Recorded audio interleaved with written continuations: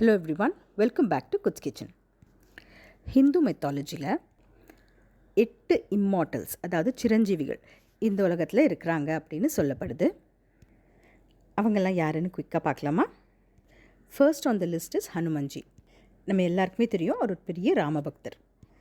Second on the list is Kripacharyar. அவர் ஒரு ரிஷி as well as a teacher and a warrior. மூன்றாவது சிரஞ்சீவி விபீஷ்ணர். இவர் ராவணனுடைய தம்பி, பட் குணத்தில் he is the absolute opposite of Raavan. The fourth person is Parasuramar. இவர் மகாவிஷ்ணுவோடைய ஒரு அவதாரமாக கருதப்படுறாரு. The fifth Chiranjeevi is Vedavyasa, the great sage who authored the Mahabharata. He is also said to have organized the Vedas for us.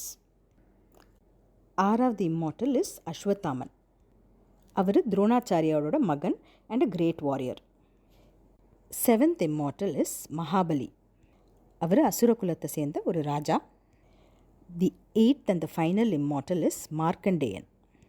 He is a sage and அவர் தான் இந்த மகா Mrityunjaya மந்திரமை compose பண்ணார். சிரஞ்சீவி அப்படிங்கிற வேர்டுக்கு அர்த்தம் லாங் லிவ்ட் பர்சன்.